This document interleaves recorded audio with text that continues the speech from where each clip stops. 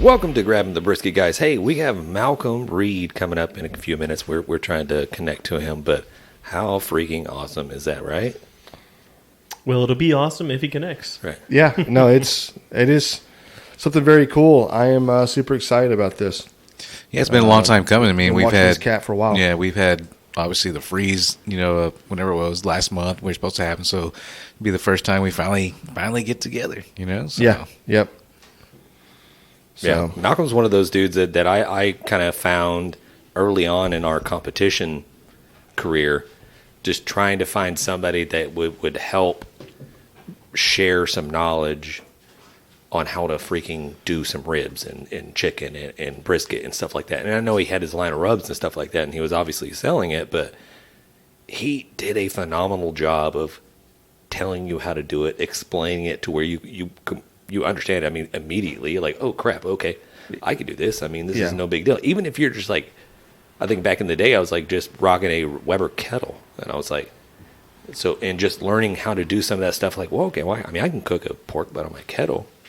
You had that conception, that misconception of like, I have to have a big smoker to cook brisket, or I have to have a big smoker to cook some pork butts. And I mean, you don't really need to do it. I mean, if you learn and you have like gentlemen like Malcom Reed give you the tips and tricks and the how-tos and provide some of the seasonings and sauces that he does, it's almost like, I'm not saying it's no-brainer. None of it's no-brainer, but I mean, it's something that it's pretty easy. It's not that it's no-brainer or whatever, but the way he explains it and the way that he goes about it, he's very personable, for one, right?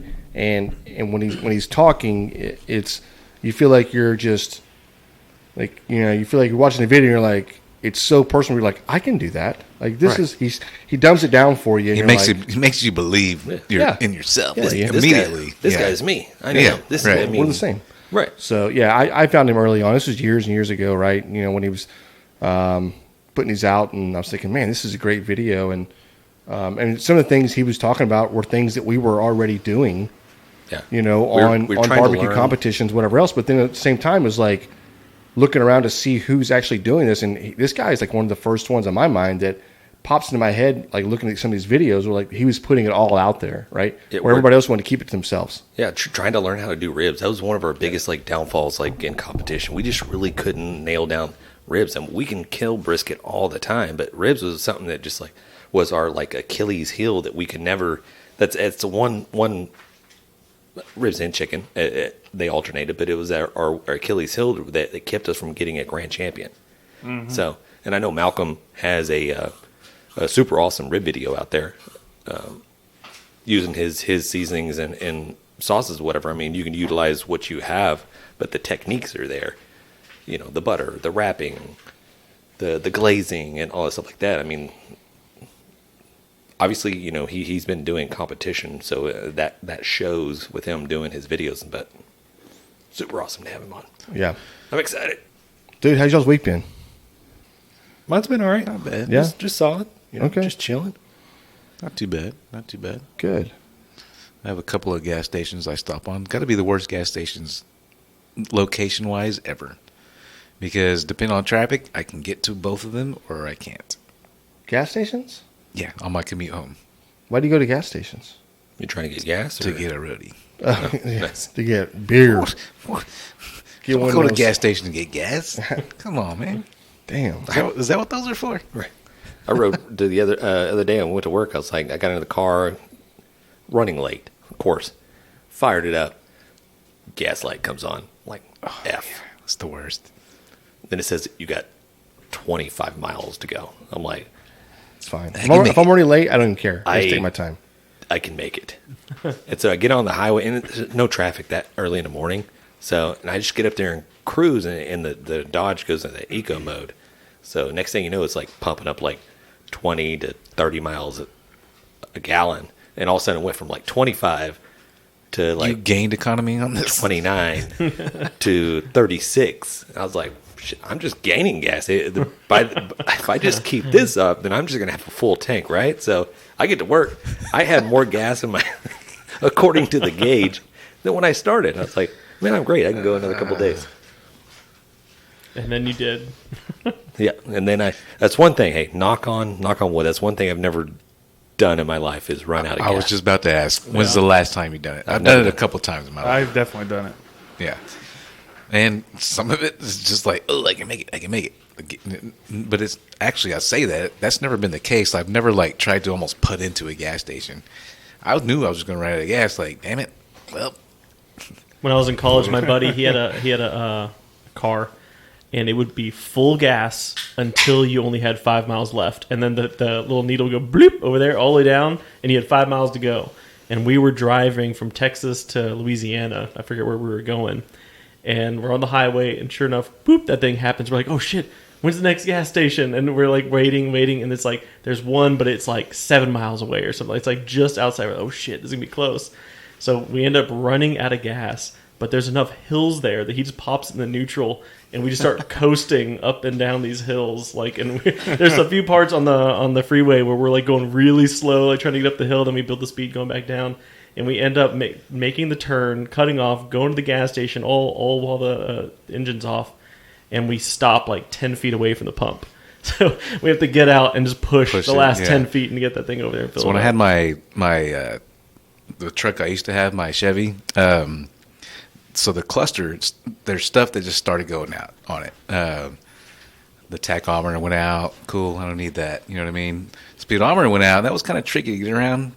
But that was the time where cell phones were starting to get advanced, and I could actually put it up there, and I had GPS on there, so I could see how fast I was going. So that was my speedometer. But when that fuel fucking thing went out, dude, but I always got into the habit to where when I would fill my truck up, I knew I could go like 420 miles on it, on that tank. So I had to always fill my truck up, even if I was broke as fuck. Because, like, I don't want to run out of gas. Now I'm walking by the gas fucking can that costs $10 at a gas station. You know what I mean? So I always had to fill my truck up because I knew how far I could go. I couldn't just go put $15 because I was like, I'm in no man's land at that point. Like, I don't know how far I can go. You're at the mercy of the truck now. Yeah. The truck owns you at that point. Exactly. Right? You don't own the truck. Right. Yeah, Jan had a problem with his instrument panel at one point in time that almost got me almost put me in jail. Throwing his ass in jail. Mm-hmm. Yeah, I actually left hanging out with you, drinking some beer, watching football, and I left and got on one of the major highways, one of the major loops, and it was starting to get kind of, was still light outside, probably like 6:30 or so, and I started I noticed my lights weren't working on my dash, so I hit the dash, and then the lights came on, and then hit the dash, and lights went off, and I'm like, oh, this is so weird. I got a short somewhere. So I hit the dash again, and lights came on. And then I'm driving a little further. And I was like, why not just see if I can maybe it'll just stay on. I don't know how that works, whatever. But so I hit it again, and lights went off. And then I hit it again, and the lights did not come back on. And I'm like, oh, dang. So now I'm hitting the dash, and not watching the road anymore. I'm just watching the dash. Get pulled over. So I'm weaving all over the road, and like a freaking idiot. And the dude got out. He that cop, he I know what he thought, but when he got to my window, he was yelling like at my bumper. But he got over the window and he was like, "You're gonna kill somebody!" I yelled back at him, and we had words that we said to each other, and it didn't go that well for me doing that. So I looked behind me. I had like 4 more cop cars behind me. I'm like, oh my god, this guy thinks I'm a lunatic, probably. So this was an Easton Corbin song. Okay. What? Without the girl. Gotcha. Yeah. This is don't yell at cops. Just do what you're supposed to do. Give her stuff over. One of the greatest things that I love about that story is like they're like, Mr. Moore, can you go ahead and step outside of the car? Oh yeah, and it pulled over like on top of an overpass, and it was at that time I think like a little northern just kind of blown in. It was super windy, and the temperature probably dropped down into like. Yeah, I don't know, the 40s. Well, I was wearing shorts. Right. And it went from like 75, 77 to like 40 degrees outside. It was a huge swing, right? And I'm standing with just a t-shirt and shorts on an overpass, and this cold front's blowing in, and it's cold. And I told the guys, I had an old jacket in the back of the truck. I said, hey, you mind if I grab that jacket? And the guys, no, you won't need it. And I'm like, no, seriously, you mind if I grab that jacket? And he's like, no, you won't need it. Just hang tight. And that's when the other guy came up, and he was like, real like your buddy. He's like he's kind of like just real friendly and like, hey, you shake my hand. Hey, how are you? And talking about like how my night was and how his night was going and everything else. And then he was like, he was talking kind of fast, but he was like, so you're just hanging out with your brother, huh? What's your brother's name? And I told him, and he's like, so y'all had a couple of beers and a couple of shots, just watching the game and stuff. And I was like, nah, man, I didn't have any shots. I just had a couple of beers. I think I had 6 beers, and the guy was like, 6 beers, and I was like, yeah, that's we both had a bucket. It's probably legally drunk. A bucket of beers is 6 beers. We both had a bucket, so I had 6 beers. I mean, over a course of 3 hours. Right. So probably still legally drunk. Probably. All right, looks like our friend Malcolm is connecting. Oh, there it is. Nice. Hey guys, sorry about that, man. What's up, man? You're good. I apologize. Hey, nothing like a good. I mean, look, you're already. We know you're busy. You're doing you have a podcast. You know what I mean. So Barbecue store. I think every day probably starts running together when you're running like you are. I try not to miss appointments, and I hate it when it happens. But sometimes, man, this one being at 8:00, I was actually in the bed watching some TV, and my wife said, "Don't you have a podcast?" And I was like, "Holy crap!" Is it weird that I hear his voice and I'm like, oh, that sounds like a buddy of mine? Like, 'cause I've watched him for so long on YouTube. Yeah, for sure. Yeah. Hey, Malcolm. Hey, thank you for taking time out of your schedule to join us on the Grabbing the Brisket podcast. How we've been hearing about your new store that just opened up just recently. How's that been going? It's been great, man. We, in-person retail is something new to us. We ended up needing a building that had a little bit of a warehouse space and some offices, and I'd always wanted a place to be able to have my own classes, so I didn't have to rent a facility. So we found this building in our hometown, and it had like a lobby and a conference room up front. And I said, we're not ever going to use that. Why don't we, we kicked around the idea of opening up just a little small storefront where local people could come and buy some of our stuff. And it's turned into a full-blown man shop now. I mean, we've got all kinds of stuff in there, and it's taken really well. We've got people from, not just here in Hernando coming by. We've had people travel from all over, and I've really been surprised how people have supported it. That is phenomenal. Well, you know what? To be honest with you, I am not surprised because we were talking about this earlier before we got you on here, and kind of how personable you are and how you come across on the videos that you put out. And I was telling James here and John that thinking back on it, like you were like one of the only guys, in the very years ago, like you put a video out, but you're really putting that like this how I can say how to barbecue right, but you're putting a video out like it was very easy to understand and it very personable, and it was like I'm taking this, I can do this, and whatever else. And even some of the things that you were doing, we may have been doing already. There were some things that blew my mind. I'm like, Jesus, this is a freaking phenomenal idea. Why am I not cooking on this? Or why am I not cooking it this way or anything else? And but yeah, so it doesn't surprise me that people are supporting it because you got a big following. Yeah, man, it really is. It's when we step back and look at it, the numbers are crazy because when I first started, I told Rochelle I didn't think anybody would watch what we're doing.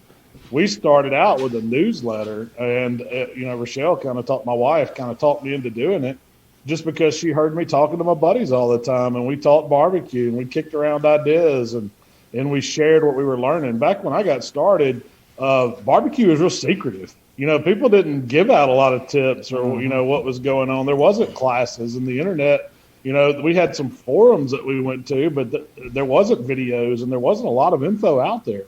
And so we just kind of had the idea that we were going to start sharing, and that's kind of how it's went. And we just, for lack of not knowing how to do it any other way, that's why I do it the way I do it. It's just like I'm hanging out with my buddies out there, and it just happens to be a camera there recording. Right. Well, it definitely shows, and you're all right. I actually made the same comment you just said, that with barbecue is for the competition world out there. Nobody wants to say anything. Nobody wants to tell anybody what they're using or a method because you got to keep that edge, that one step up, right? And for you're like, and we all saw that you were a big barbecue guy and a comp guy, but you're giving out the tricks of the trade, and it was almost like is this too good to be true? Like, we're in Texas, and I'm writing this stuff down. Yeah. So, yeah, that was it, man. You know, and most of my stuff, I mean, that was my background, competition barbecue. I didn't know that I would be doing recipes and just cooking all kinds of cool stuff that I was into. I just kind of found my way into that because you can only cook comp barbecue so many times. there's not only so many recipes I could do doing those 4 main meats that we do in KCBS, or or either like the IBCA stuff. That you run out of ideas quick doing that. But when I started, just experimenting and trying new meats and different cuts and cooking them on different grills, that was the stuff that really started resonating with people. I think the backyard guy, or just the people that cook for fun on the weekends and stuff, they're the ones that really got behind it and started watching it and started sharing it too. And that's kind of what I've built it around now is just the person that's into cooking and doing it at home, not necessarily just comp stuff. Yeah, 100%. I think that the masses are where you're definitely going to get your following at. But you mentioned trying different meats. I noticed you tried the other day the Beyond Burger. That looked amazing. Yeah, that was a lot of fun. I've been trying to think of something to do for April Fools, there's no substitute for meat. I don't care what people say. Yes, yeah. The video was hilarious. The outtakes video you did afterwards was even funnier. Hey, Malcolm, I want to kind of get back. That stuff was. I'm sorry. That stuff was hard to get down, man. It was probably one of the first bites of barbecue, if you want to call it barbecue, that I've ever had. That's awesome, man. Just getting back to kind of people sharing knowledge and stuff like that. I always hear it's the way to learn is to be the teacher sometimes, you know what I mean? Because not only you're instructing somebody, but sometimes you're figuring out, different stuff that you didn't think about, while you're actually in the process of doing something, man. So I always hear that, teaching is sometimes a great way to learn as well. That's so true, man. I learn, every time I'm doing a video, I learn something or try to take something away. But that really applies to when we've done classes and stuff in the past. Just the questions that people present you learn from those just by answering them and then trying different stuff. So that's, I 100% believe that you can always learn. I don't think anybody knows everything there is to know about barbecue. I know I sure don't. And I'm always trying to learn. Yeah, it seems like you're navigating the social media world. You're always on top and current. And now, we see you all over TikTok and from my point of view, my stance, you're blowing up on TikTok. I've seen some of the videos and recipes that you put out there. How do you like utilizing that format? Oh, the TikTok stuff, it's new to me, and it's a lot of fun. I told my wife the other day that I'm having more fun with these than I do the YouTube videos because I can really cut up and just, try some crazy stuff and stuff that I feel like YouTube is kind of where I'm more serious, showing people how to cook something. I want them to be able to take that recipe, get the same results I do. And on TikTok, it's not so much as sharing a recipe. It's just kind of like a quick 60-second insight to something I've got going on. That could be, and I'm really using it for experimentation. Like if a video hits, like we did one here a week or so ago. It was some stuff like cheesy stuffed baked potatoes. I never would have thought that would have been a good YouTube video. Well, it's over like 4 million likes, or 4 million views on TikTok. So I'm gonna take that and turn that into a full blown recipe. I think people would like it if it's resonating like that. Yeah. So that's kind of how we're using that platform. It's so weird. Like we had a steak video that we did, doing different binders, and I think we did a mayo binder on a steak, and it just blew up. It went like 1.5 million views, just like that. It's crazy how many people are on that platform. I never would have thought that, Yeah. When I first downloaded it, I would just flip through it, and there's a bunch of silly stuff, mostly kids dancing and lip syncing to songs and things like that. But I've only been doing it since the first of the year. So just since then, I don't know if it's the way their algorithm sends me stuff, but a majority of it, the stuff that I'm seeing is food on mine, and it may just be because I'm a food guy. And that's what I, like when I like videos. But it's crazy how many people have come to it, and it's growing so fast. It is, yeah. I totally agree. When I first saw it, it was I would agree with you. Kids dancing or whatever else, and then then as you start liking things, you start seeing like what you like come up more and more often, whatever. But I was really skeptical in the beginning. I was like, this is, in the beginning there were so many things they were saying about it. Like this is an app that's owned by another country. This is an app that, you know what I mean? I'm sure everybody heard all the stories about TikTok and whatever, and how it was almost going to be banned at one point or whatever. And I'm thinking, I'm not putting my information in that thing. I don't know anything about it. And then finally I was like, okay, I'm just going to buy in. Everybody else is doing it. I might as well just fall in. But it's definitely a great social media We'll app. go down together. Right. Yeah. That's kind of the stance I took. When I first downloaded that app when it first came out, looked at it and was like, I don't know about this. Then all the stuff came out, so I deleted it and told my son to get it off his phone, my wife to get it off hers. Yep. And now we're all on it. That's right. Right, That's yeah. right. Yeah, I think Matt here, Matt, didn't you stay up one night for several hours and not go to sleep on TikTok one night? That's more than one night. Okay. Well, how many hours did you stay up? Oh God, I don't know. I've had sometimes where I'm up to like 4 a.m. and I just can't sleep. And I finally was like, I gotta put this down. It's like keeping me awake. Right. Yeah, I'm not into that deep. But Matt, he said one night or whatever, he was like, I got like 2 hours sleep before I had to go to work. I'm like, oh my goodness, what were you thinking? So no, it can be addictive for sure. Oh yeah, I get caught up in it all the time. No doubt. Hey, Malcolm, sorry if we get kind of like, there's 5 of us here, so you're hearing a bunch of different voices. You know that, so. So No we got a bunch of questions from listeners. We're going to fire a couple of them off at you. This was from our buddy Jimmy, Borderbanker Barbecue, and he just wanted to ask about when your first brisket cook was. Do you remember it and how it went? Yeah, I actually do. So we were cooking at a contest. Man, I couldn't tell you the year. It had to be a long time ago. Probably 2004 or 5 maybe. And we were cooking a contest called the Esperanza Bonanza in Marion, Arkansas. My cousin, I have got family over there. We came from the Memphis area, which we always cook pork. So we knew we had shoulders and ribs down, but brisket was one of the categories.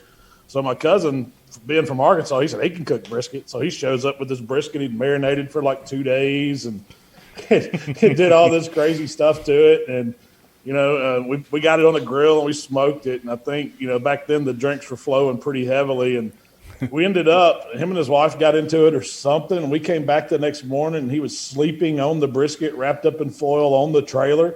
Like she had took it out of the cooker and threw it at him in the middle of the night at some point.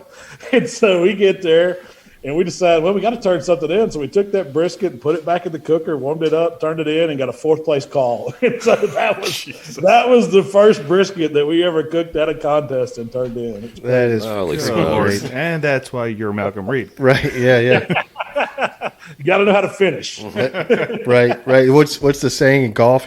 Drive for show, putt for dough. Right. That's right. So, hey, I got a question here. This came from Burley Boy Barbecue. He wants to know, says, how many grills does Malcolm have? He seems to have a gang of them. Oh, man. Last count here at the house was like 26. Oh my God. I got them scattered around at deer camp and at my folks and my brothers and barbecue trailers at other people's house. And if I had to put a number, it's well over 30. Wow. Good Lord. Just all the grills. I got all the grills. I got all That's the what I grills. heard. I thought I had a lot. I have all My of wife them. says I have a problem. I don't look at I love them all. Right. I love them all equally. Doesn't sound like a problem to me. Yeah. All right, Malcolm, I got a question. This is Wishing Well Barbecue. What did you do as a job before you took on barbecue as full time? And how did you know barbecue? How did you know it was going to be full time for you? Well, it was kind of forced. I was in commercial construction doing architecture work. I ran a CAD station for a couple different companies, but as the recession hit, I guess back in 2008, construction took a dive in the Memphis area. And so I got laid off, actually, and I called on with another firm, and that lasted for about 3 years. And after another layoff, I was doing competitive barbecue just as a hobby then. So I took, what severance last, a month's worth of pay and the savings I had. And me and Rochelle said, we're going to try to make a go of barbecue full time, selling rubs and sauces. We only had the one rub at that time. and I hadn't looked back. I hadn't had a real job, I guess, in over 12 years now. That is awesome. That's ballsy. The dream. That's super. That's a dream for sure. But man, that's some guts right there for sure. It was, and it wasn't because I chose to. It's kind of I was forced to. It's one of those sink or swim type things. We had enough money in savings to make it 6 months, and we were going to start delivering pizzas or something. So it was all by force. No, that's for one, that's probably a great pusher for anybody, right? If you just if you don't make it, you're not going to be able to, survive. We're not be able to, keep the lights on. So you got to do what you got to do at that point, and that's a great mentality. A lot of people should have, really, if doing anything in life, really, if you think about it. I'm going to go tell my boss to lay me off right now. Yeah, right. Well, Matt, hold on, Matt. He's already thinking about it, buddy. Hold on, Matt. Okay, we do have one more question from a listener, and this is from Flip Smokehouse. I guess he's been following you for a while, but he's on TikTok. He says, "Do you remember what the very first meat you cooked was and how it turned out?" That's going back a bit, I bet. Yeah, that man. Whew. It was probably ribs, I would guess, and I'm sure it turned out horrible. There was back in the days we were cooking. We were cooking on whatever grills we could find. Most of them were homemade jobs. And I remember one time specifically, we'd put just some whole spare ribs. Not they weren't cut down or anything. We had these two old metal bathtubs that were kind of hinged together to where one drain was an exhaust on the bottom part, and the opposite end was another tub with a drain going up, and that was the exhaust. Yeah, holy crap! Yeah, I think we would end up cooking them for 8-10 hours at like 200 degrees if we were lucky, not knowing what we were doing. Using no Flavorama number 5 is the rub, and if anybody ate them, that's bad for them. Usually we didn't care. We probably went to Waffle House or something. It was more about the experience of just playing with fire and putting some smoke in the air than the food. Then when we were learning, and then it just got better as we went on. That is one of the coolest things I've ever heard. Yeah, definitely barbecue. That's what I like about barbecue is everybody has a unique story or a unique time kind of getting into it and learning it, and I love the fact that you're just like, look, we were just trying to play with fire and cook some stuff. Generally for me in the very beginning, it was like we're drinking beer, let's light a fire for sure, and then let's put something on there. If it burns, it burns. We have beer, we have fire, and what else do you need, And then you keep progressing, so that's very cool.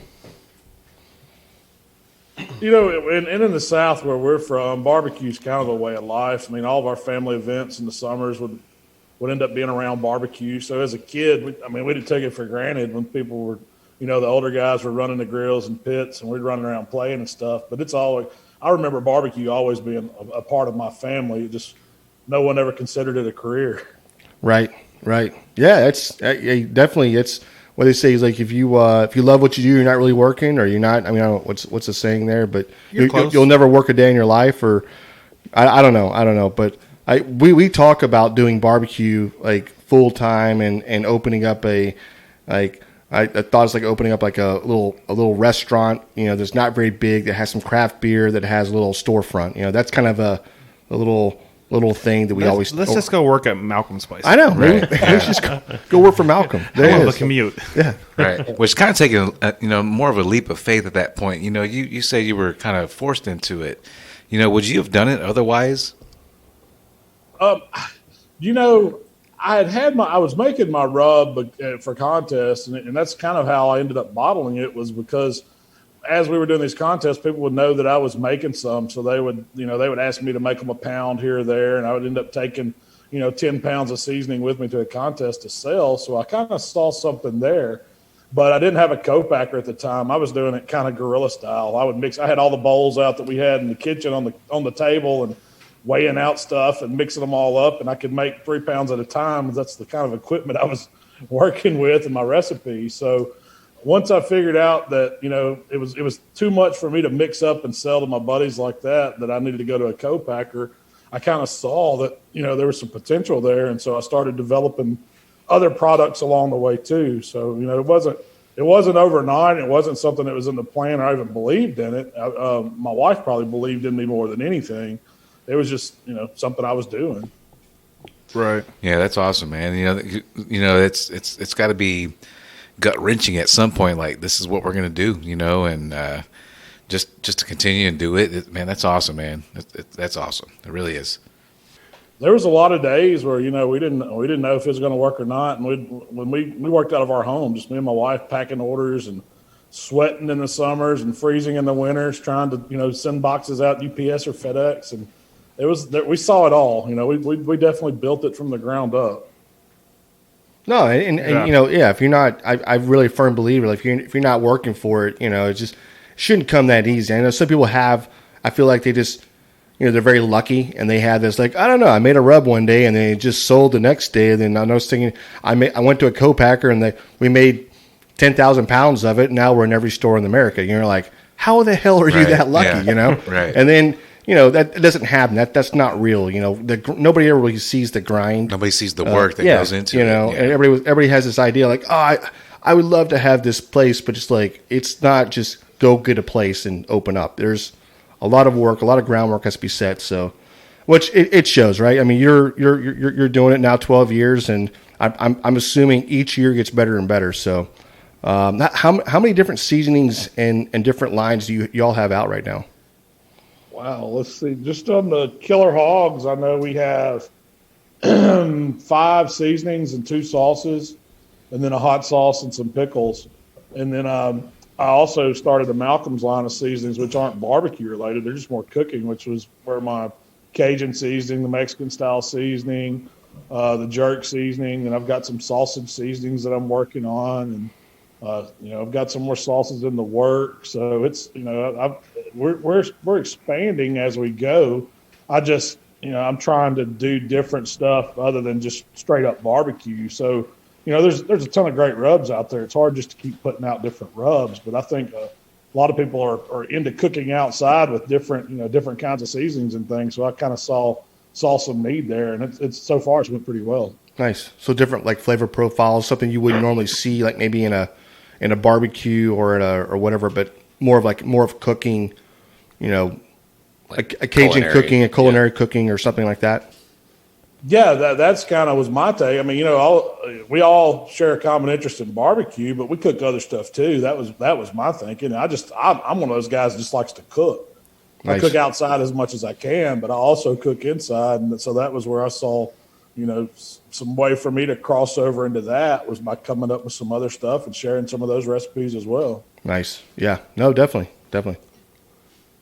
So there's like thousands of guys and ladies out there that look up to you as like their mentor in barbecue, or who they learn to. No, that's true. That's just true. Everybody I talk to online, they're like, "Oh my God, you're getting Malcom Reed on the show." The GOAT. Yeah, exactly. Yeah. That's how they feel. So I'm just wondering, is there somebody when you were first starting out that was like your Malcom Reed, who you were looking up to or learning from? Yeah, mentor. Yeah.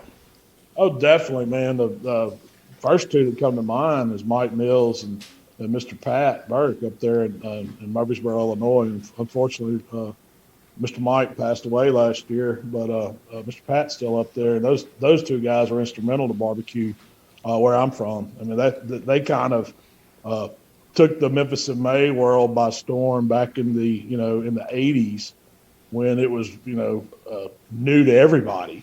And so those guys pathed the way for guys like me to want to be as good as them one day. And so I had the pleasure to kind of get to know them and build a relationship up with them over the years, and those are some of my barbecue heroes. Nice, that's awesome. Nice. So some of our listeners they probably get pissed off if we didn't maybe ask you a few questions about probably chicken ribs and brisket. Maybe we can get a few tips and tricks from you. I know you have a pitmaster class that you do. Is that correct?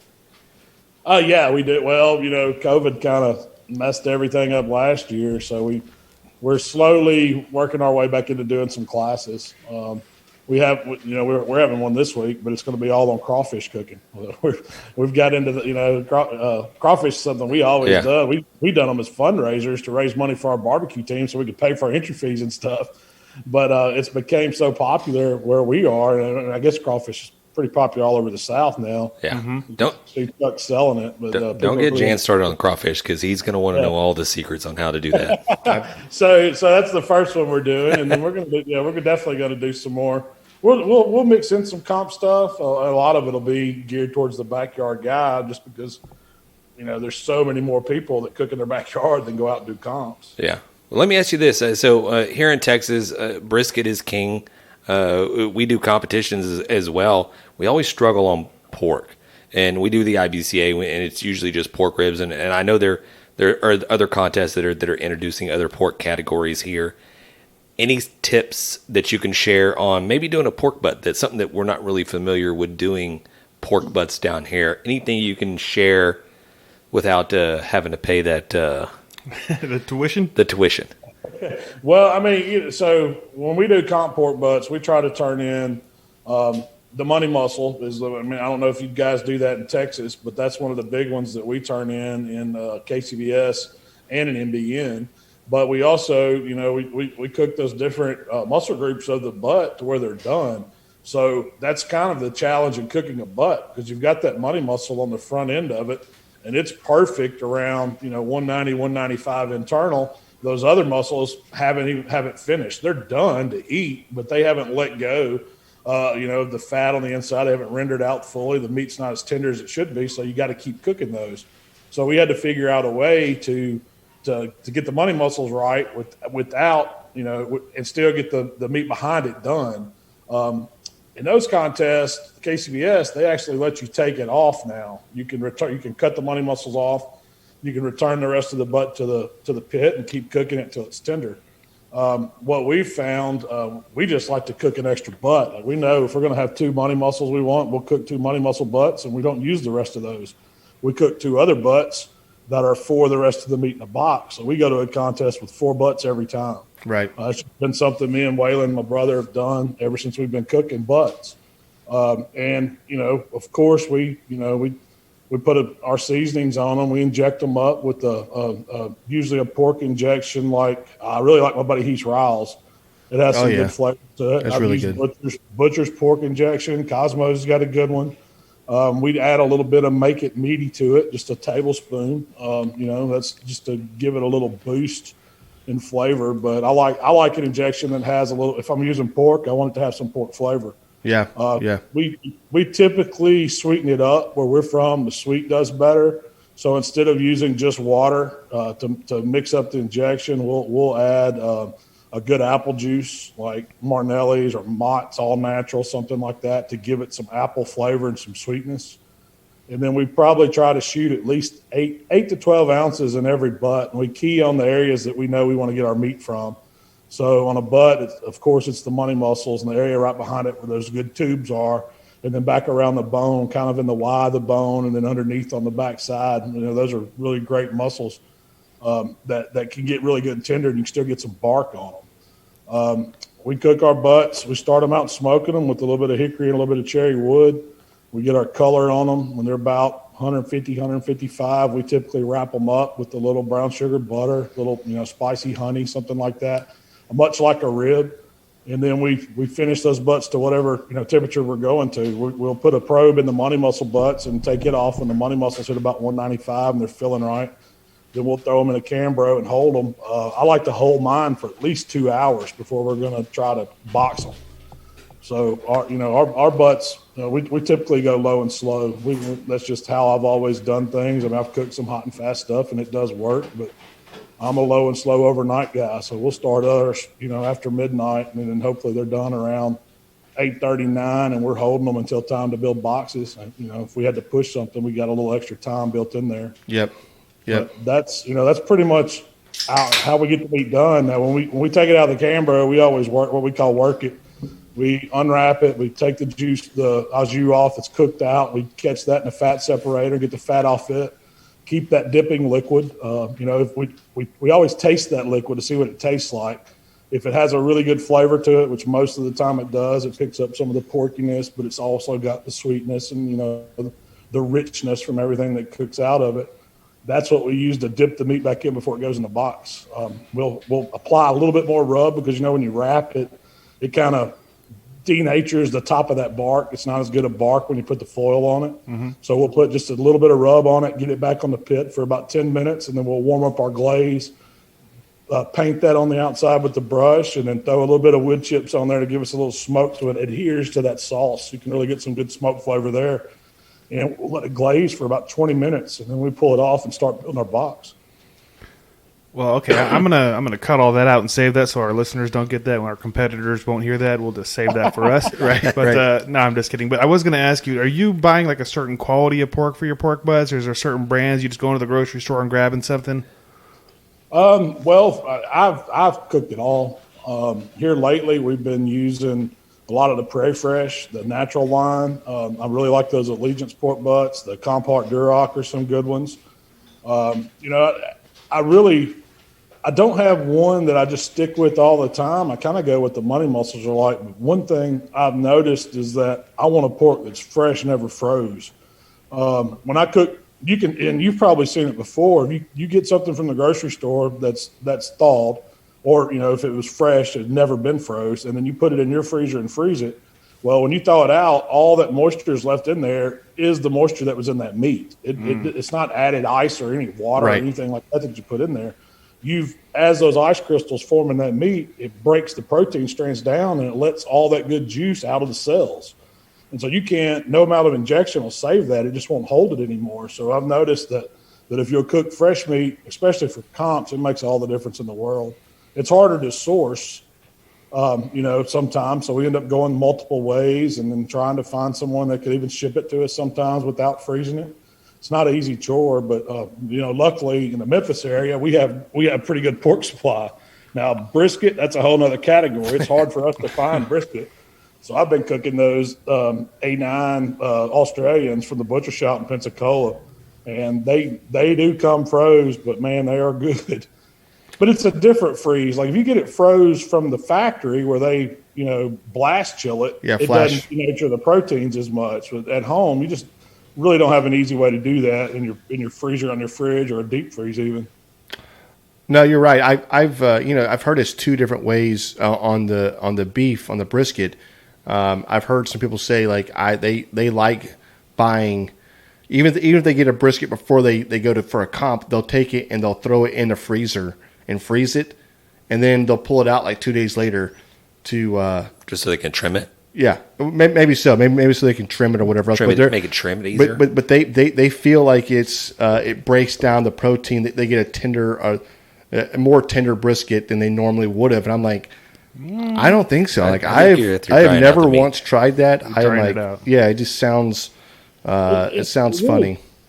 To me, it changes the texture way too much. It just doesn't have as good a mouthfeel, and you don't get that natural moisture that should be in there.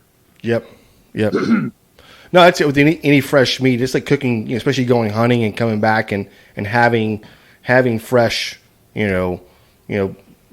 backstrap or anything else. You're like, man, this is so good. And then have somebody go off and bring some tea they've had frozen in their freezer for a year. It tastes good, but it's not. Right. It doesn't taste the same as it did when, Or like fish. Fish immediately. Thing. Yeah, I agree. One thing I have to say is I know that you're everywhere, and the reason I know you're everywhere is because I saw a video of you at a crawfish. Maybe it was crawfish boil, but a crab boil or something going on. But the guy put that on a crackadoo. Yeah, stale cracker? Yeah, okay? You're with him. I'm like, how are you with him? Like, y'all don't live in the same town, do y'all?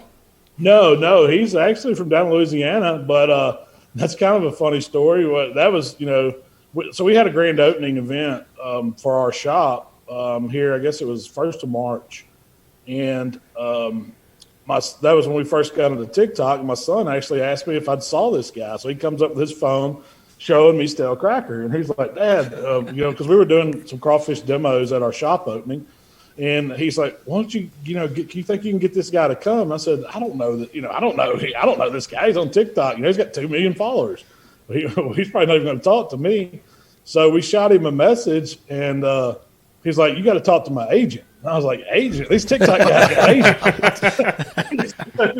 agents." And so And so, we called his agent up, told him what he was doing. He said he might want to come down, and my son was, really wanting to come hang out. All his buddies wanted to see him. So I was like, yeah, man, come on and hang out with us. You don't have to cook anything if you don't want to. You can just come be a part of it. And I knew he was on TikTok, so we'd get a little content. Well, man, he shows up, and people just come out.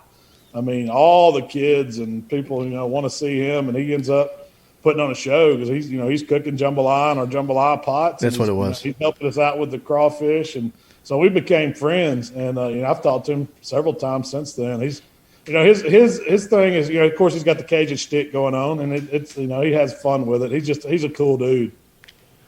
Yeah, you could tell it's kind of a at least I thought it was kind of a shtick or whatever else, but he definitely catches the eye or whatever else. But I'm not going to lie, what threw me back, I was like, what in the hell is going? Well, how do these two people know each other? First of all, and then what is going on? It blew my mind, to be honest, but in a good way. I was like, this is so cool. I just need to start reaching out to people right now. And also, if you ever want us to come hang out, we won't refer you to our agent. We'll just we'll be on on the next plane. Just talk to my people, and that's me.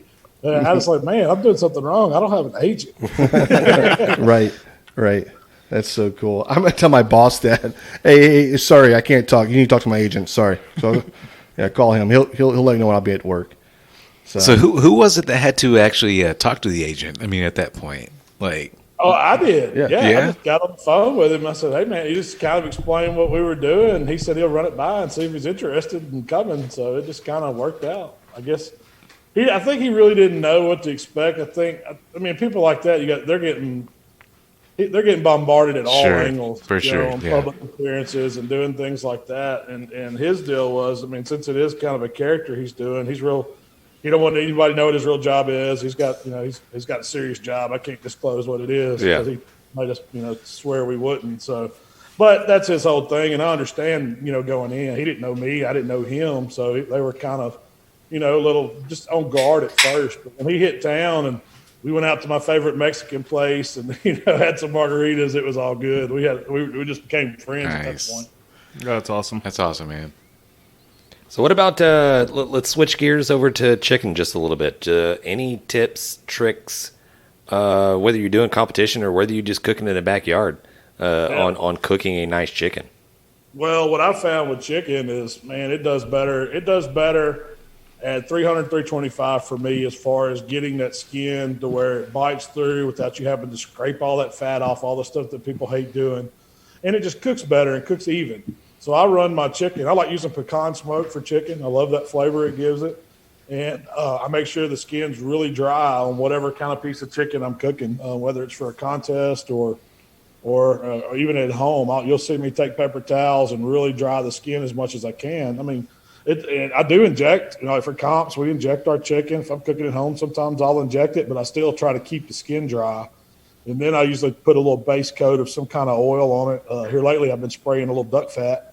In comps, we cook our chicken in butter, so that the butter kind of helps you get it broke down and stuff. And it helps that skin, the fat underneath it, if there's some there, or, if you didn't scrape it all, or if you didn't scrape it at all, when that butter, the fat oil heats up, it helps that render down. And it just gives you a better bite. So, we season it up just like everybody. It gets some smoke, it gets some time in the butter bath, and then it gets dried out a little with some seasoning and glazed just like our pork, and usually it's ready to go. Nice, yeah, love it. I think you were probably one of the ones, or somebody I know watching the whole butter bath. We watched a butter bath video, and I was dropping some chicken down in the. I think Myron Mixon or that was probably one of the first guys I saw do the butter bath. Like, are you talking about the pans? Yeah. Like the little cupcake muffin pan. pan. Yep.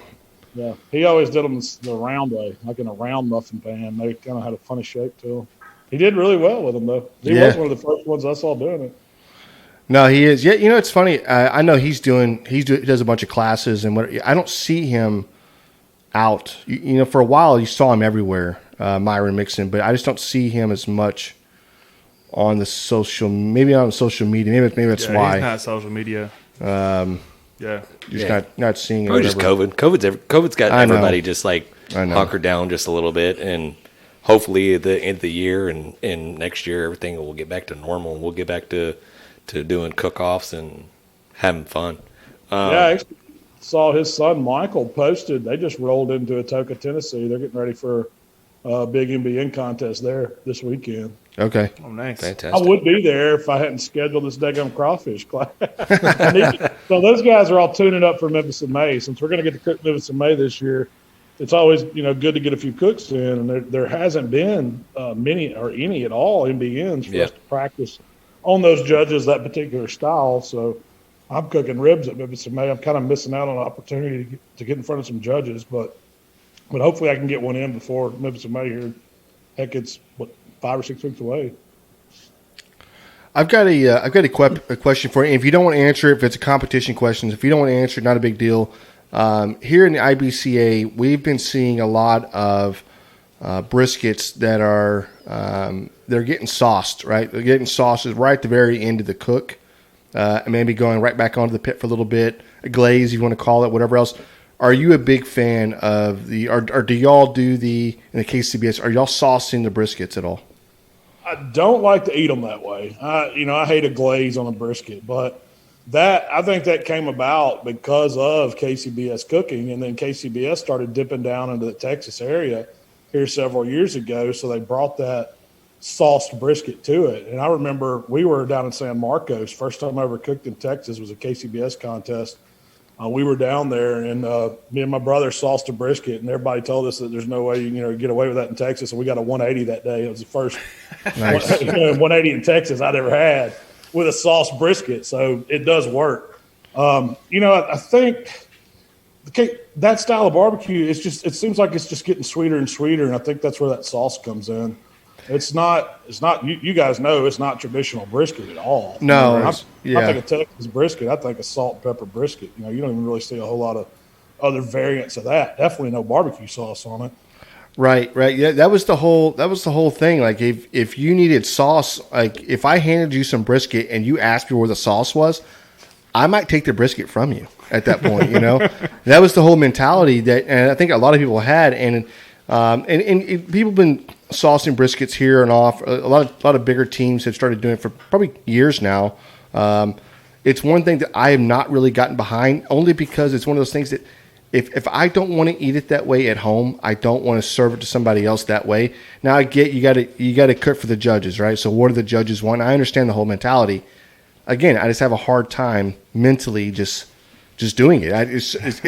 If I grab sauce and go towards a brisket, my hand starts to shake a little bit. I don't know why, I'm telling you, it feels totally wrong to me too. It goes against everything that I want to do, but we do it. And I will say this: the 180s that I've gotten brisket have all had sauce on them. There it is. Yeah, you cook them for the judges. Yeah. Now I don't just go straight like a barbecue glaze like I would pork or ribs. I always thin it with some of the drippings or some extra beef broth or something like that. It's almost like 50-50 at least, maybe 75 beef broth or drippings and sauce, just enough to give it to glaze a little. I mean, I've had better luck with that. Right.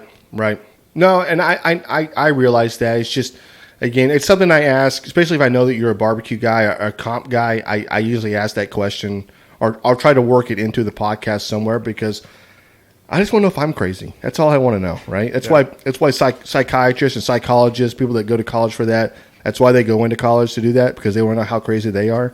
I just want to know how crazy I am. Speaking of questions we always ask folks for a barbecue fail story. Do you have a barbecue fail story you can share with our listeners? I've got a lot of them. Most of them probably involve around fish, though. There it is. I've had some bad experiences trying to cook tuna and salmon on a grill. I don't really care for those two a whole lot. I've had some that are good, that taste like a steak, but then I've had some that I wouldn't feed to a cat, So that's been some of my biggest ones. As far as contest fails, we've had a bunch of those. I mean, there's been times where at Memphis in May, we're trying to rotate out our shoulders, and we drop a whole rack of comp shoulders on the trailer floor. Oh, man. And you don't have a lot. You guys know you don't have extra meat at comps, so you got to you got to make something happen, whether you're scraping off, trying to reset the bark and wash it off and do the best you can. 5-second rule. Yeah. That's some of the, probably one of the biggest fails in a contest. Yeah, that's a big We've one. had our grease fires and, pits go out, things like that happen, lose power. And it's, there's, when you've cooked as many as I have, there's a bunch of failure. That's for sure.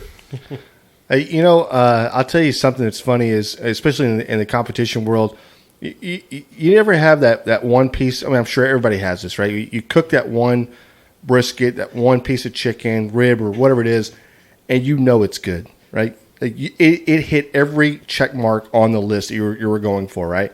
And you turn it in, and then you're so far down on the list that when you get your numbers back, you're like, how is this how is this possible? Like, I know what I turned in, and you're pandering a little. You're talking to other people, and you're trying other people's stuff. And you're like, okay, I know I beat them, and I know you know what I mean. But at the whole time, you're not thinking about the judge, right?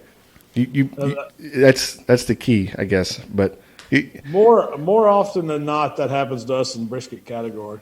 We have, we know we're cooking good briskets. We're cooking these, A9s or Snake River, Farms Wagyu briskets. We know it's good meat, and when it, like you said, it checks all the boxes. It just makes your eyes roll back when you eat it, and then you end up, 25th out of 30 or something like that. Right. What do I do with my box? They got the numbers wrong. Right, Something happened there. I know it wasn't that brisket. Right. I know our brisket's better than the guy that's in the top 10. He brought his over, let us try it. It's like right. it just that's part of it.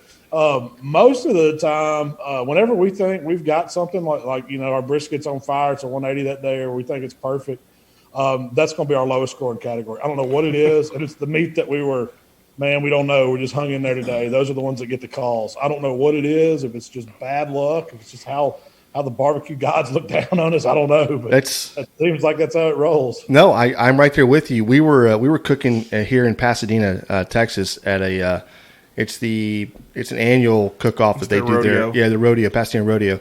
There's 160 plus teams out there, and I mean it got to be where it was. We were bringing in DJs. We had live music going on. We had 500 people a night coming into our tent. At the same time, we had a competition team as well, right?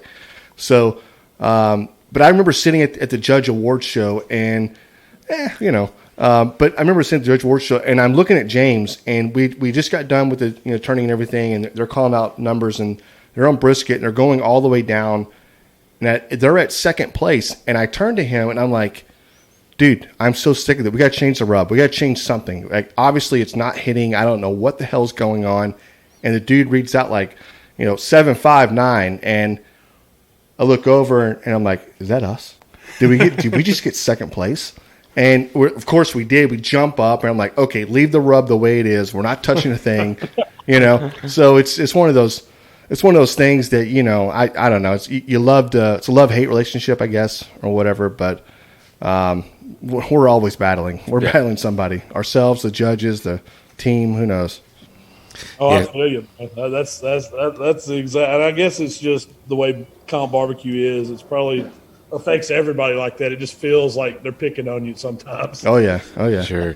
And just ask a question. Because a lot of people want to go to cook-offs to have fun. They want to go out there, drink beer and stuff like that. How are you able to keep all that out of your tent, I guess you could say, and were you able to still have a party and still accommodate everybody and stuff like that? Well, we've gotten old. That's how. Sure, fair enough. All the good time guys are gone, man. They're not hanging out anymore. But no, when we first started, we were. You just described how our tent used to be. It was we come from contests where the Memphis and May style contest. Every weekend we were going in we would start on a Wednesday loading into these, and you'd party on Thursday night, party on Friday night, hope you had enough energy on Saturday to make turn-ins, party Saturday night, and go home on Sunday. There was none of this. Just no show up on Friday, go hide in your trailer, and then turn in and then get out of town. We didn't do it that way, but we learned over the years, as of course, as the finances dwindled, things got more expensive. Guys dropped off the team that we couldn't couldn't continue on with the party, so we got a little more serious. And it's now it's just me and my wife and my brother, and my son comes to contests when we do them. So we've kind of scaled down. I mean, I'm still gonna have me a cooler beer and some music going, but we like to have a good time, but we're there to cook now instead of just have the biggest party. Malcolm, out of all the grills you got, I know you got a lot. What is your favorite to cook on? What's your go-to? What do you go to as far as backyard grill? Man, that's a tough one. I've got, if I get asked if I had to pick one to keep, which one would that be? That's the easy one. That's my old Hickory CTO, because if times get tough, I know I can set up shop and make some money with that thing, whether it's fundraising or whatever. But just favorite to cook on, it's probably going to be my stick burner, man. I've been, my Jambo or this Outlaw patio model that I've been cooking on, because it's authentic. It's authentic barbecue. I love, managing the fire, adding the wood to it every, hour. You put a small split on, controlling the vents, and I love the flavor that it gets. So it's the closest thing to what authentic, really, really getting into being a pit master is all about. It's not a set and forget by any stretch. But I like cooking on my drums too, man. They produce some good flavor. They're, a drums probably, as far as authentic barbecue taste goes, that fat juice dripping on those coals, you can't duplicate that on many pits. No, you're right. You're right. What would be the most challenging? Would it be the stick burner? Would it be the most challenging, trying to manage the fire? I wouldn't say the stick burner is the most challenging, because to me, the most challenging ones are those cheaper pits that don't flow good. Yeah. Where you constantly have to tinker with them. Of the ones I have, probably my most challenging is probably one of the first ones I ever had, was just my standard old Weber kettle. And I'm not talking about just grilling. I'm talking like when you try to set it up for a 2-zone and you try to do long cooks where you're cooking a butt or cooking a brisket on a grill like that, where you really got to tinker with it and watch the fire and add coals as you go and keep the smoke right.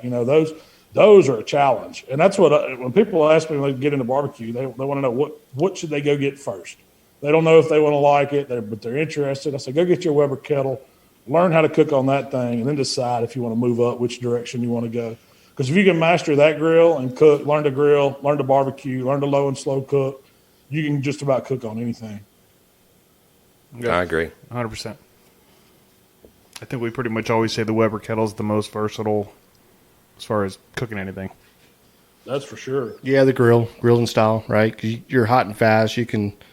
We even have the Vortex. You have the Vortex? Yeah. That's yeah. a cooking machine. Yeah, that's right. That's right. So we actually dropped. Cool accessories. Do what? There's so many cool accessories for that Weber too. You can get the rotisserie for it. You can get the spacer to kind of turn it into a mini WSM. I mean, you can do. They've got the slow and sear thing for it. You just think of all the stuff you can get for a Weber, because they've been around so long. It's a reason why they're probably the number one grill. They've sold so many of them. Oh yeah, the pizza kettle. Did he say the pizza kettle? No, I've got the pizza kettle as well. Have you tried that out? You know what? A buddy of mine brought one over, and it's actually at the shop. I hadn't brought it home to try it, but I plan on it. Hey, I've made the dough from scratch, rolled it out, got the pizza kettle on. I've made some badass pizzas, and literally cook them in like a minute and a half. You're cooking a pizza in a minute and a half. It's phenomenal. Oh, that's cool. I've got to try it. I've got it at the shop. I just need to bring it home. Yeah, let us know. We'll give you some tips. Yeah, there you go. yeah, right. Hey, I always need tips. I love it. So what's next for you? You have the shop going on. You're starting to put on some classes. Anything that you want to? The biggest thing on our horizon is Memphis in May. We're going to go give it our best, and that's been one that we've been chasing for, I guess since 2006. We've been on stage a bunch, but we've never walked away with, total grand champion of it. So before I retire, I want to get me a Memphis in May grand champion trophy. So we've been doing a lot of, tuning up our rib recipe and getting things organized and ready. It's a big, I'm sure you guys have been to the livestock show, or you know how big the Royal is. The Memphis in May is that too. It's going to be different this year with COVID rules and the way they're, downsizing stuff and limiting people and have to wear masks and space out and all that crazy stuff. But we're just excited to be able to cook. So that's the biggest thing that I have on my plate in the near future. That's Nice. fantastic. Nice. Yeah, we have not been, in ICBA you have the opportunity to cook at Memphis in May, but you got to qualify, right? So you got to have so many top.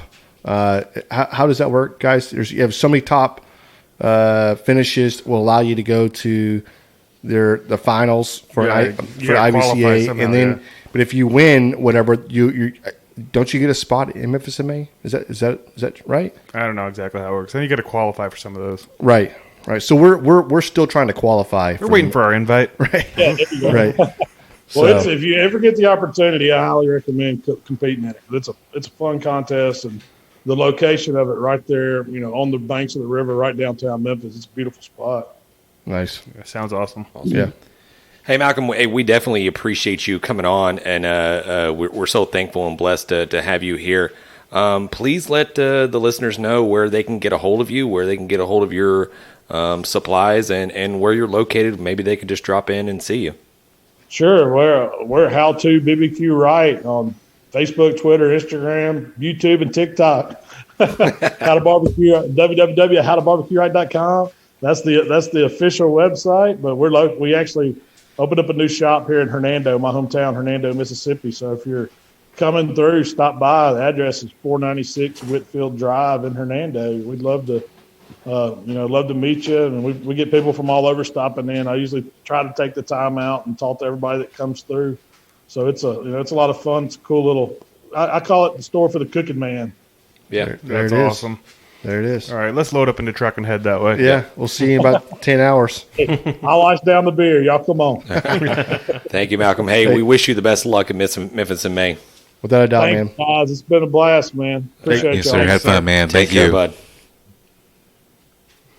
That was freaking awesome. I feel like I was talking to like my uncle or my dad or something. It was like Really? because I Your just uncle or your know. dad? Yeah, I just know the voice. Like I've How about heard a that brother? voice so much. No, not my brother. He don't know shit about barbecue. Okay. I hope he listens to this. No, but it's like so familiar, right? Yeah. You just heard him so much. I love that. Right. Yeah. It's awesome, man. Very nice That dude's guy. awesome, too. Oh, dude. Hey, you want to talk about James? I love James coming in hot with these questions. Hey, do you have any pork maybe ideas or whatever else? And then Malcolm just breaks it down. And listen, guys, You don't care. you just got a competition. Yeah, you're step all by welcome. step, right? Yeah, you take some notes in this one right here. All right, I guys? was taking notes as he was talking. John So- may cut a few of these things out. I don't know.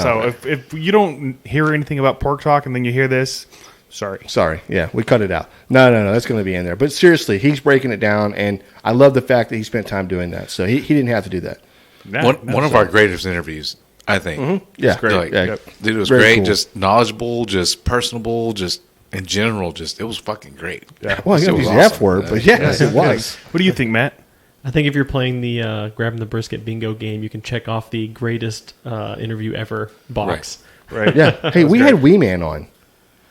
That was good too. It was good. It was good. Yeah, we've had great barbecue people on, whatever else. This was great. This was Yeah. great. Yes. Are you This talking was about great. John cutting things out? It's like he's going to be like, and then on the pork you put, and there's going to be this random cuts like peanut butter, and then it's going to continue on like John just trying to throw everybody Yeah, off. yeah. Yeah, That's And great. it's one of these interviews, one of these shows that we do that we'll probably get a little flack from some of the listeners. Like, we want more. Right. Like, you should have asked them this, or we wanted Hey. to hear this. We need more of that. And I mean, we probably could have kept talking for like another. Oh, there's 2 no hours. doubt about it. There is no doubt I about put it out there on all of our social medias. If you have Yeah. a question, I will ask. And I asked as Yeah. many questions as we got, pretty much. And we even went live earlier. So Yeah, we did go live. But here's something else. Number one rule: just leave them wanting more, anyways. right. this is Yeah. true. Yeah. So if you didn't hear what you wanted to hear, that's because I cut that part out, and it's on our Patreon. Go sign up. Boom, there it is. So for the folks, Malcolm had already said, go check out howtobarbecueright.com. Go check out the social medias. They're all the same as far as how to barbecue right. A lot of YouTube videos that he has on his channel. Very easy how to follow instruction videos on all things. Yep, and that All things Malcolm Reed barbecue. and Heath Riles video, that is Yeah. a badass. That's that rib game changer right That's there. right. That's a rib game Sure. changer right there. Nice. I guarantee you, man, you can go all the way to grabbingthebrisket.com and you can find all the same stuff, all the same content, guys. Go to it, man. Go check out, Malcom Reed stuff, Heath Ryle stuff, man. That's just the bomb, right? Mm-hmm. So, but if you want to, go buy some merchandise. I need a new shirt. So, There you ain't go. that right? Ain't that right? There it is. That's a There solid, it is. that's a solid one. GrabTheBrisket.com. Yeah.